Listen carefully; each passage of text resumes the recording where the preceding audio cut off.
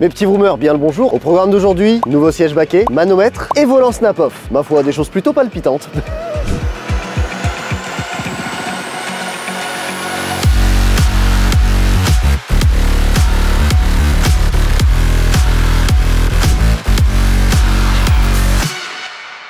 Je vous avouerai, ça me fait toujours un peu bizarre de l'avoir dans cet état. Vous le savez bien évidemment, le moteur a pris du retard, on a pris pas mal de retard sur le projet, mais le but c'est quand même qu'elle soit terminée en juin, parce qu'en juin, il va s'en passer des trucs, no spoil. Donc en attendant, je me suis quand même dit qu'on pouvait faire des choses assez cool. Vu que c'est une voiture qui est faite à mon goût, forcément il y aura du tuning. C'est normal, vous savez où vous êtes ici, hein. Donc je vais commencer par vous montrer les sièges baquets que j'ai achetés. Bien évidemment, c'était pas du tout des sièges baquets neufs, c'est beaucoup trop cher. Et Mathieu de G-Concept a trouvé une annonce qui m'a intéressé. Bon, du coup, je les ai achetés. Voilà, ça va pas plus loin. Ensuite, les manomètres. J'ai pris des manomètres pour avoir plusieurs infos. Je vais vous montrer où est-ce que je vais les installer et surtout, on va fabriquer un patron pour une plaque en aluminium qu'on va faire sur mesure pour vraiment la glisser dans un logement bien particulier. Et on va aussi créer une deuxième plaque pour installer des boutons pour les options de la voiture. Alors quand je dis option, ça veut tout et rien dire. Mais ce que je peux vous dire, c'est que l'option flamme n'est pas à laisser de côté. Et ensuite, volant snap-off. Alors snap-off, c'est vraiment un volant qui genre s'enlève. J'ai juste acheté le volant, j'ai pas acheté le système snap-off encore. C'est pas grave, je vais quand même installer le nouveau volant pour voir si tout va bien et si ça me convient surtout. Bon, on a un peu de taf, on va quand même s'y mettre. On va faire du plus simple au moins simple parce que là j'en ai un peu de la pièce. Alors, nouveau volant. J'ai rien déballé, on déballe tout en même temps. Donc on fait vraiment des petits unboxings ensemble. Aïe aïe aïe. Ok. Et là on va se faire un petit kiff. Ouais. Je vais juste le remettre pour éviter de l'abîmer quand je vais l'installer, on sait jamais. Ah non, parce qu'en vrai, les volants sur les 190, ça se voit que c'était une voiture de daron, quoi, tu vois. Normalement, quand vous achetez un volant, il faut une platine d'adaptation. Je crois qu'elle est livrée avec, là. Et ça, c'est pas mal. Alors, en fait, ça, je crois que c'est des fils de rechange. Parce qu'il y avait déjà des fils à l'intérieur, donc j'ai tout raccordé. Ça s'enlevait comme ça, à la base. J'ai un petit doute. Mais écoute, s'il y a un problème, ça me permettra d'interagir rapidement. Bon, est-ce qu'on se l'installerait pas, ce petit volant beau gosse? Enlever un volant Mercedes, c'est pas très compliqué. Petit tournevis plat, le logo. Tu glisses gentiment. Hop, easy. Ensuite, soit on a une clé qui est assez longue là, qui va jusqu'au bout, soit on peut enlever ça. Hop, t'as juste à déclipser. C'est trop bien parce que dans les Mercedes, tout se déclipse, tout vient. Ensuite, je vous donne une technique incroyable qui marche dans plein de situations. Tu prends tes doigts, tu les rentres à l'intérieur et là, tu soulèves un petit peu le dessus. Ça marche dans plein de cas. Donc après forcément vous enlevez ça si vous avez besoin ou alors vous avez la clé qui va pouf directement au bout. On va voir si... Je pense pas que ça va être comme ça que je vais y arriver. J'aurai une petite technique, bouge pas, je reviens.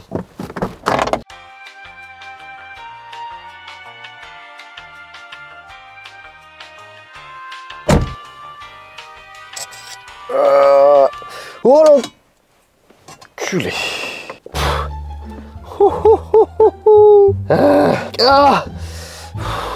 Que je pète pas le pas de vis non plus. Elles ont cette sale manie de vouloir me casser les couilles, ces vis. C'est pas le bon cruciforme que j'ai. Ça, c'est mon tournevis de poche. Plat ici. Cruciforme là. Oui. Je peux te dire que les vis du volant, elles vont pas se barrer. Hein. À chaque fois, je me dis, ouais, j'en ai pour 10 minutes. Que nini! Oh non, je vais pas péter le pas de vis là. Ah si, il est pété. Comment refaire un pas de vis en une technique? Attention, vous avez une petite connectique ici, faut pas l'abîmer. Salut Mathieu. C'est quoi cette grille là? C'est pour le claxu. Mais je me demande s'il n'y a pas un airbag, il y a des options airbag peut-être. Non, mais là faut prendre la boulonnaise. Ah merci, un outil de précision. Je me suis niqué l'arcade avec un volant. Ah bon? Ouais, bah tu vas voir quand tu vas l'enlever, tu penseras à moi si tu le prends dans la gueule. Eh bah écoute, on va voir ça tout de suite. Il venait pas, non ça va. Et moi je veux... Là? Franchement, c'est ça qu'il faut faire. Un abat-jour? Tu le mets chez toi, tu fais passer une ampoule au milieu, tu remets ça à la grille et un abat-jour. Tu sais, tu t'éclaires vite. C'est comme les trucs de dentiste. S'il vous plaît, monsieur. Ouais. Ça change tout. Je viens juste de le mettre, mais ça change tout. Moi, j'ai vu, j'ai dit, oh le prix. Oh là là. Je sais même pas si je vais mettre un snap-off. J'ai replacé la caméra, j'espère que vous voyez mieux, mais comment ça change tout. Oh. Tu l'as payé cher? Je sais plus combien. 196 €. Là, t'as volant moyeux, logo Mercedes, avec klaxon du coup. T'as oublié de brancher. Non. J'en étais sûr, je me suis dit, il va pas marcher cet enculé. Ah mais attends, on l'a pas débranché le klaxon? Ok, passons à la suite. Allez, bonsoir. Un problème. En fait, là, on est dans mon coffre. J'avais laissé quelques petits chocolats. Guette le coquin. Et puis, je regarde dans mon coffre. Guette la petite marmotte en bas, là. Et sauf que la pauvre, avec Mathieu, on n'ose pas l'attraper. Bon, ça rentre les sphères. Mais vraiment, mais... Oh non. Oh non, mais la pauvre. Elle a trop mangé de chocolat. Oui. Qu'est-ce qu'il y a? C'est pas un rendez-vous? Pourquoi? C'est pour un rendez-vous? Mathias, viens. C'est vrai que celle-là, on l'a pas mis. Mathias, il y a une séquence dans un vlog que vous avez jamais vu. Mathias, doucement, tu appuies trop. Deuxième étape, les manomètres. Un truc assez cool sur la Mercedes, c'est que vous avez la température d'eau, la pression d'huile, votre carburant bien évidemment, le compteur pour la vitesse, et ici le compte tour et une petite horloge. Mais revenons ici 2 secondes, on a déjà pas mal d'informations ici. Du coup, pour mon confort à moi, il me manque juste un manomètre de pression d'huile, un manomètre de pression turbo, vu qu'on va mettre un turbo, et un AFR. Un AFR, c'est Air Fuel Ratio. En fait, c'est de l'anglais, donc c'est juste pour surveiller le mélange air-essence. C'est important de surveiller cette petite valeur pour optimiser la performance du moteur et surtout pour préserver en fait sa fiabilité. Petit mano d'huile un peu vintage, il a coûté environ 50 balles, je crois que tous les manos que j'ai pris ils coûtent environ 50 balles, sauf le AFR. Ensuite même délire pour la pression du turbo. Et le petit dernier, alors celui-là c'est 200 € normalement. Ouais, celui-là il coûte un peu plus cher, c'est un petit truc analogique, donc ça veut dire qu'il y a des chiffres qui vont s'afficher en plus. Un peu digital rouge, tu sais, un peu à l'ancienne et tout, ça peut être stylé. Et ensuite j'ai pas tout reçu, mais je vais vous montrer les boutons d'option. À la base j'étais parti sur un délire comme ça. En fait, t'as une LED dedans et t'as surtout des petits trucs comme ça. Hop, que tu lèves et clac, tu baisses. Tu vois, je me suis dit, surtout quand je vais vouloir enquiller les 600 chevaux, je trouvais ça fun en vrai. Mais en fait, je vais faire différemment vu qu'on va mettre 3 cartos. Donc une soft, sport et 600+. D'ailleurs, j'ai déjà trouvé des petits noms pour ces cartos. Dites-moi ce que vous en pensez en commentaire. Enfin, j'ai surtout trouvé un nom pour les 600 chevaux parce que bon, c'est le plus fun quoi. J'ai hésité avec 600+, Thomas Pesquet ou alors le mode Vega Missile. En vrai, le mode Vega Missile, ça me bute en vrai. T'imagines le mec, t'as les petites étiquettes au-dessus et tout, t'as marqué Vega Missile.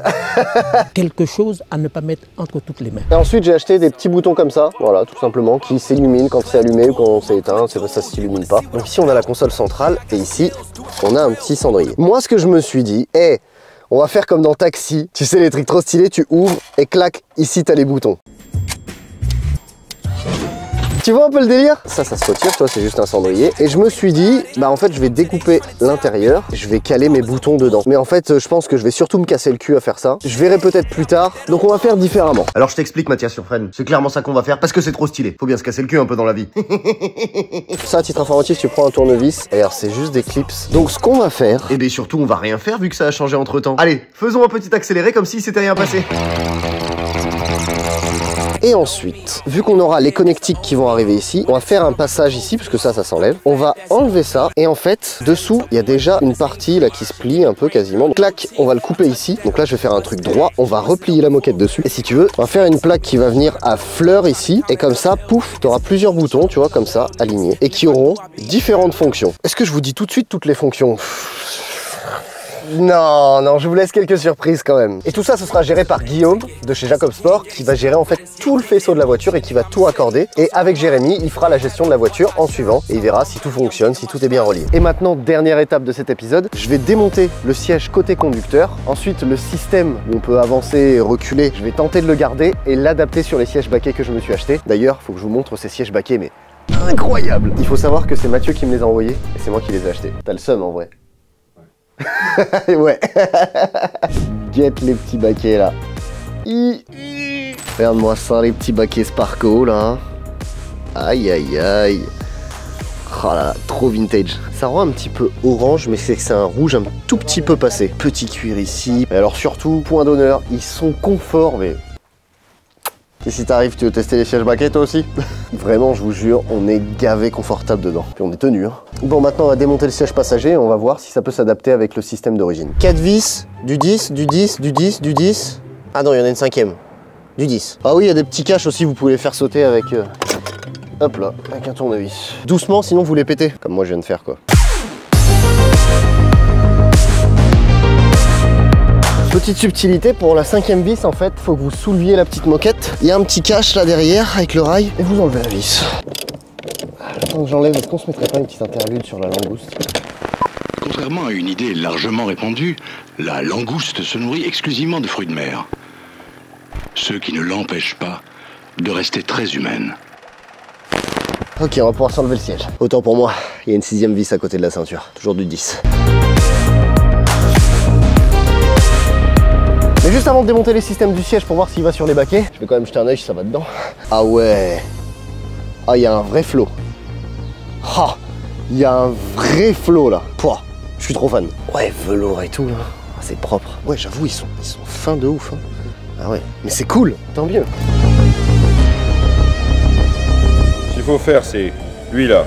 On le raccourcit. Ok. Et comme ça fiste. Là, on coupe les biscuits. Et quand on va le raccourcir, parce que là, il est trop large. Ouais. Ça va venir là. Ah. Tu comprends? Ok. Y a pas une grosse adaptation en soi. Non, Hein. ça va. Ça va, hein, on a du cul. Hein. Mes petits boomers, merci d'avoir suivi cette nouvelle vidéo. Bon, en soi, c'est pas des grosses modifs, mais c'est quand même de la modification. Et c'est des petits détails qui apportent, je pense, son petit style quand même à la voiture. Bien évidemment, n'hésitez pas à vous abonner à mon Instagram, à mon YouTube. N'hésitez pas non plus à vous abonner à l'Instagram de G-Concept, parce que mine de rien, je suis quand même chez eux et ils m'ouvrent leurs portes gentiment encore une fois. Et dans le prochain épisode, on termine le moteur et on va le jeter dans le bordel. Je peux vous dire que là, je suis impatient.